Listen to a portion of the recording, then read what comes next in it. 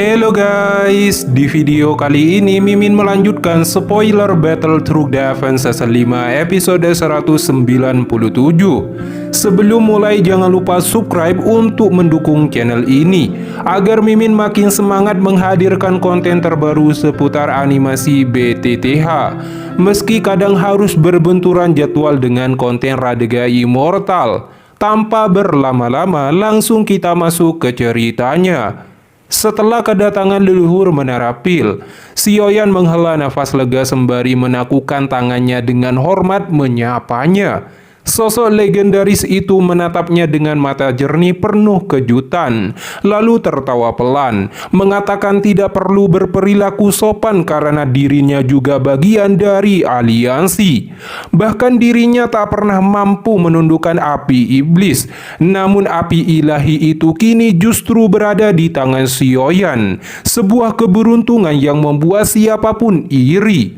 Tanpa ragu ia menyatakan dukungan dan mengambil alih lawan terkuat, Hun Qianmo, dan tanpa memperdulikan ancaman pihak lawan karena menantang klan Hun. Tindakan itu membuat beban di hati Sioyan seketika terangkat. Kemunculan leluhur segera mengguncang pegunungan.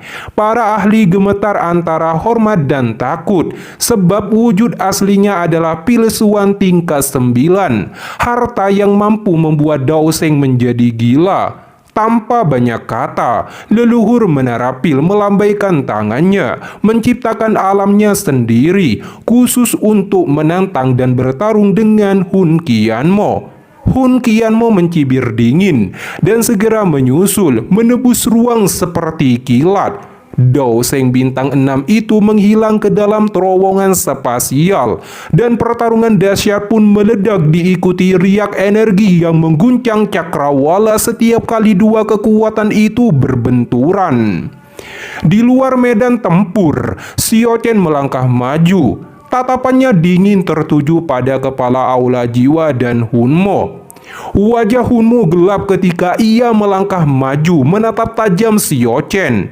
Dengan nada meremehkan ia menyebut legenda kapak darah Xiao Chen telah tergilas oleh zaman. Namun Xiao Chen menjawab tenang, kebenaran hanya bisa dibuktikan lewat benturan kekuatan.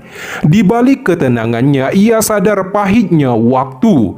Ribuan tahun terjebak dalam ilusi membuat kemajuannya terhambat, sehingga generasi muda klan Hun kini mampu menyusulnya. Tetapi kebanggaan darah Clan Xiu tak pernah padam.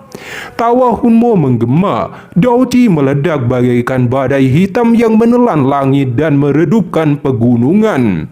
Tekanan mengerikan seorang Dao Sheng bintang 5 tingkat lanjut membuat semua yang menyaksikan menelan ludah. Kekuatan klan Hun benar-benar menakutkan. Namun tatapan Xiao Chen tak bergeming, matanya membara, terkunci pada sosok di bawah awan hitam. Kepalan tangannya mengencang memegang kapak darah raksasa setinggi ratusan kaki. Xiao Chen meraung, mereka yang menantang Clan Xiu akan mati. Clan Xiu sekarang tak pantas mengucapkan kata-kata itu. Ejek patua Hunmo, matanya licik bagaikan ular menatap Xiao Chen yang menggenggam kapak darah raksasa. Tatapan Xiao Chen membeku, mengatakan dia tidak memiliki hak untuk memberikan evaluasi.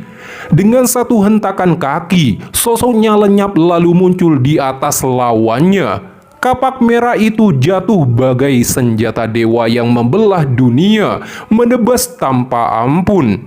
Hunmo hanya dingin, sekali lambaian tangan, balasan tulang putih melesat keluar, berubah menjadi jaring laba-laba raksasa yang menelan serangan itu. Kapak Xiao Chen melambat seolah terperangkap rawa, berhenti hanya setengah kaki dari tenggorokannya. Kapak darah Xiao Chen memang mengesankan, ujar Hunmo dengan sombong. Benarkah? Kilatan merah menyala di mata Xiao Chen. Sekali ayunan jaring tulang terkoyak seperti sutra dan kapak kembali meluncur lurus ke leher Hunmo. Terkejut sesaat, Hunmo tetap tenang. Tangannya membentuk lengkungan dan menepis kapak itu dengan hentakan keras. Tebasan mematikan melenceng, hanya memotong seikat rambutnya. Setelah beberapa pertukaran intens, Hunmo mengalami kerugian akibat kesombongannya. Wajah Hunmo mengeras, segel tangannya berubah, dan awan gelap yang menelan matahari tiba-tiba dipenuhi jeritan tajam. Di dalamnya bayangan tak terhitung tampak meronta. Serangga darah iblis langit gigit. Awan hitam bergejolak, kilat merah darah menebus langit dan melesat ke arah Xiao Chen dengan kecepatan mengerikan. Tanpa ragu, Xiao Chen mengayunkan kapak raksasanya yang disertai dentuman sonik. Cahaya kapak setinggi 10.000 kaki meledak, menghantam sinar darah hingga terlempar puluhan ribu kaki seperti meteor, dan meratakan dua gunung menjadi debu ketika ia langsung berbenturan. Namun makhluk itu bangkit kembali. Kini wujudnya terlihat jelas, seekor katak merah tua. Tubuhnya dipenuhi tonjolan daging dengan wajah manusia yang mengerikan. Kata kutukan jiwa, makhluk keji yang ditepa dari jiwa-jiwa yang dipaksa saling membantai, hingga lahir kecerdasan penuh kekerasan. Bahkan dari kejauhan, Yao Chen di samping Xiaoyan merasa ngeri. Ini adalah senjata pembantaian yang hanya diciptakan oleh mereka yang benar-benar tanpa belas kasihan dan kejam. Puluhan pasang mata menatap katak kutukan jiwa dari pegunungan, dipenuhi kebencian dan ketakutan.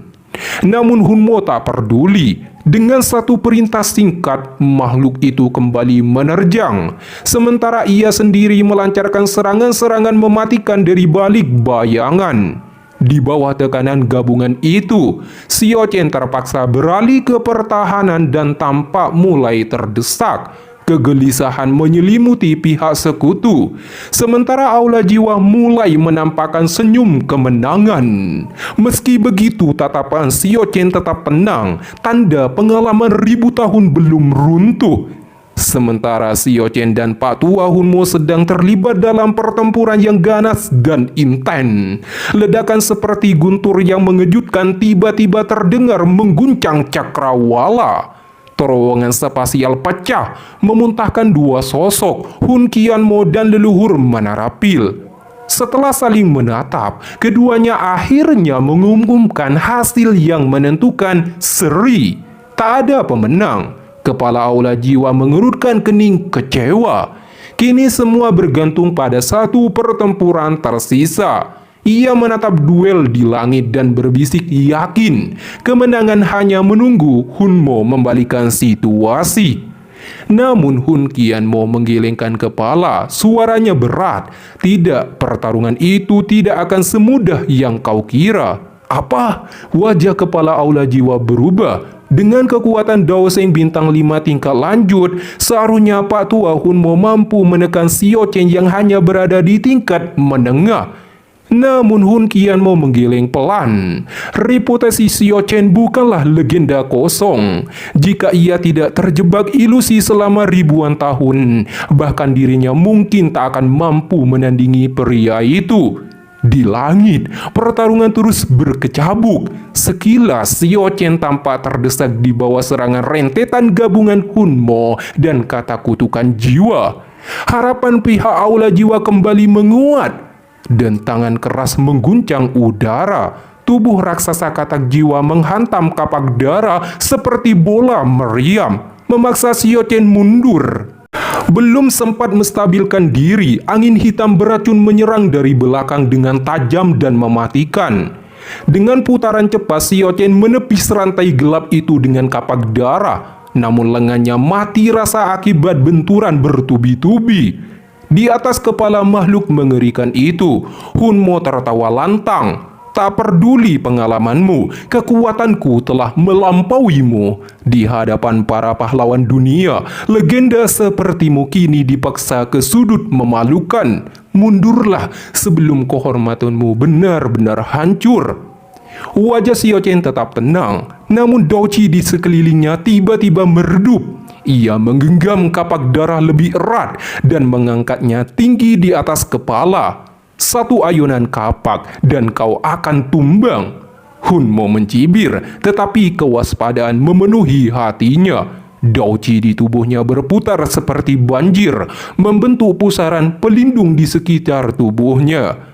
Perlahan, aura Xiao-Qian menghilang seolah lenyap dari dunia. Langit pun berubah, awan gelap bergulung, petir menari seperti ular perak, dan gemuruh mengguncang angkasa. Lalu dalam sekejap, aura itu meledak ke langit seperti pilar tak terbendung. Kekuatan Xiao-Qian melonjak, menebus ke tingkat Daoseng bintang 5 tingkat lanjut.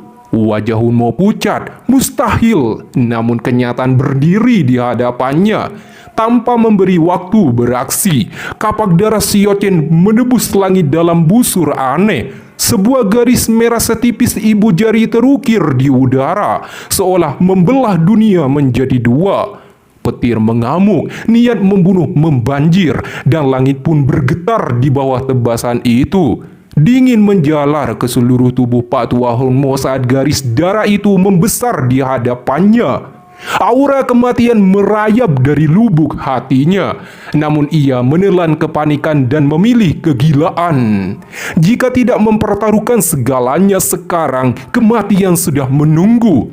Melahap serangga kutukan, tangannya menghantam kepala kata kutukan jiwa. Makhluk itu menjerit tajam saat tubuhnya meleleh menjadi genangan darah, lalu ditelan langsung oleh Hunmo. Seketika tubuhnya memancarkan gumpalan darah mengerikan. Daoqi di sekelilingnya berubah buas dan tak terkendali.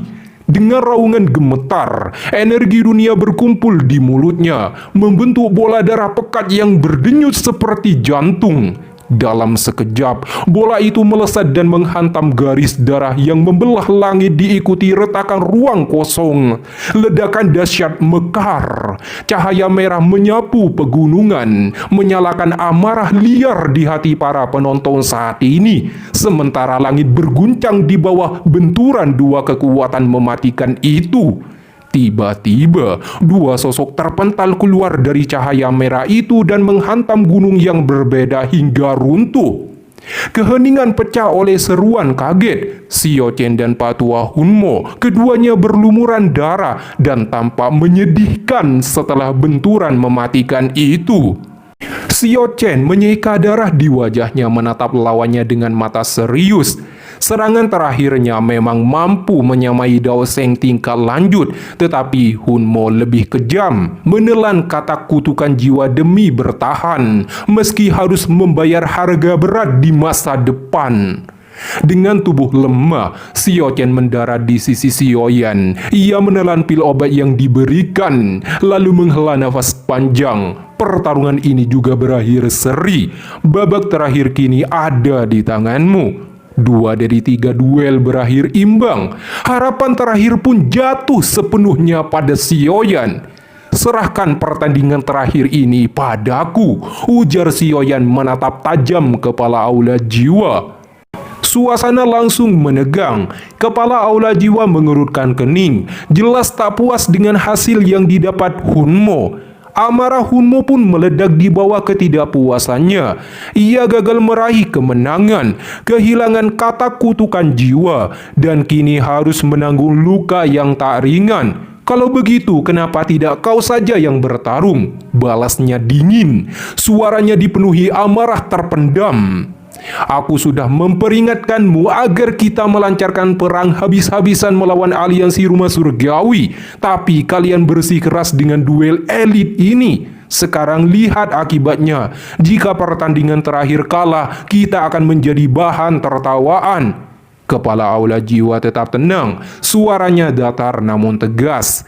Keberadaan aula jiwa terlalu penting bagi klan Hun. Ini bukan waktunya bentrok besar. Setelah rencana besar kami selesai, barulah perang sesungguhnya bisa dimulai. Cukup basa-basinya, Hun Minsheng, bersiaplah. Pertandingan terakhir kau melawan Xiaoyan. Tatapan Hun Qianmo langsung mengunci sosok muda di kejauhan. Duel ini akan menentukan segalanya. Kepala aula jiwa mengangguk pelan. Pak Tua Hunmo mendengus dingin. Anak itu licik dan dia memegang api lotus pemurnian iblis. Jangan sampai kau kalah, memalukan. Namun api legendaris itu membuat kepala Aula Jiwa dan Hun Qianmo saling bertukar pandang. Senyum tipis nyaris aneh melintas di mata mereka. Dengan kibasan lengan, kepala Aula Jiwa melangkah maju ke langit. Aku ingin merasakan sendiri seberapa hebat api lotus pemurnian iblis di tanganmu. Desir nafas tertahan terdengar di seluruh pegunungan ketika kepala Aula Jiwa melangkah maju. Namun Hun Mengseng telah lama menjadi legenda menakutkan di dataran tengah. Sebuah nama yang mampu membuat orang gemetar hanya dengan mendengarnya.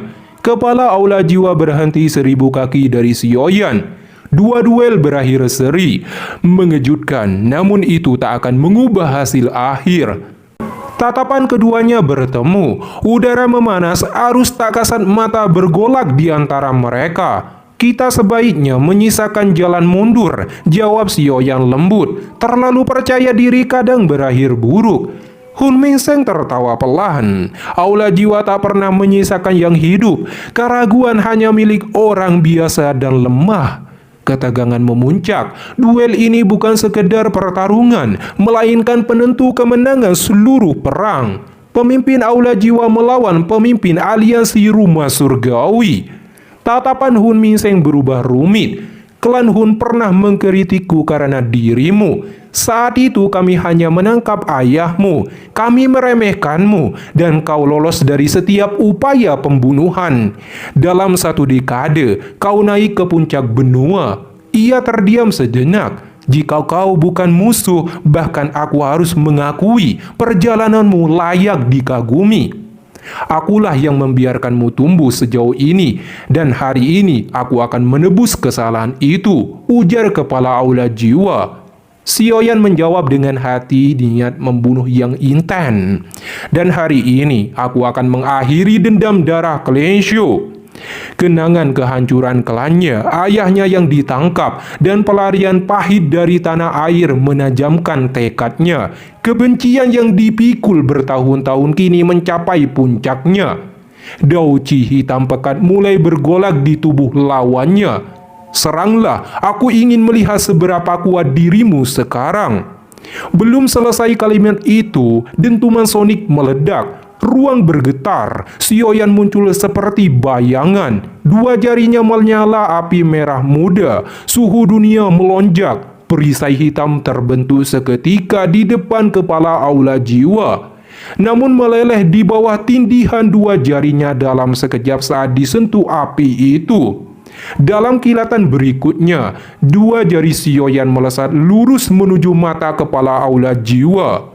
Kepala Aula Jiwa mendengus dingin saat menghadapi serangan brutal Sioyan. Ia tak menghindar, justru membalas dengan membanting telapak tangannya yang diselimuti dauci hitam ke dada Sioyan, berniat menukar mata dengan mata. Sioyan tertawa tipis, jarinya berubah arah dan bertabrakan dengan telapak tangan. Api lotus pemurnian iblis meledak dalam kilatan merah muda, melelehkan dauci hitam di telapak tangan kepala Aula Jiwa. Tubuh pria itu bergetar, bayangannya pecah dan menghilang, lalu muncul kembali di udara dengan wajah muram. Di telapak tangannya tertinggal luka setengah inci tanpa darah, karena panas api telah membakar segalanya. Memang pantas disebut api lotus pemurnian iblis, ujar kepala Aula Jiwa. Pertarungan mereka berlangsung secepat kilat, bentrok dan berpisah dalam sekejap, membuat sebagian besar penonton hanya bisa terpaku oleh duel yang terasa seperti mimpi. Sioyan membentuk segel secepat kilat. Dalam sekejap, sosok ilusi spiritual setinggi 10.000 kaki muncul, membangkitkan teknik jiwa yang mengguncang langit. Kemarahan ilahi musim semi kuning, raungan menggema. Sosok raksasa itu membuka mulutnya, melepaskan gelombang sonik spiritual yang melesat bagaikan kilat menuju kepala Aula Jiwa. Namun pria itu hanya mundur setengah langkah. Dauci hitam meledak dari tubuhnya, menjelma ribuan roh ilusi yang berlutut penuh pengabdian di sekelilingnya. 10.000 jiwa yang menyembah, ribuan gelombang spiritual menyatu menjadi panah tajam, menghantam serangan Sioyan. Langit bergemuruh, pegunungan bergetar, para ahli di kejauhan memucat, sebagian memuntahkan darah hanya karena sisa getarannya. Ledakan demi ledakan sonik mengguncang cakrawala. Roh-roh pelindung kepala aula jiwa hancur satu persatu, lenyap tanpa sisa. Namun tubuhnya tetap berdiri, hampir tak terluka. Sioyan mengerutkan kening. Untuk pertama kalinya, jurus kemarahan ilahi musim semi kuning diimbangi. Jiwa kepala aula jiwa ternyata telah mencapai tingkat surgawi sempurna, dan kekuatannya kini berada di tingkat menengah Dao Seng bintang 5. Dalam 2 tahun, lawannya telah tumbuh jauh lebih menakutkan. Sioyan kemudian membuka mulut dan semburan api merah muda melesat keluar, memancar dengan ledakan panas yang menakutkan. Dalam sekejap, pepohonan di lereng gunung berdesis dan menyala sendiri di hadapan mata yang terperangah, sebelum runtuh menjadi abu di tengah kobaran tak terkendali. Tatapan kepala aula jiwa menyipit.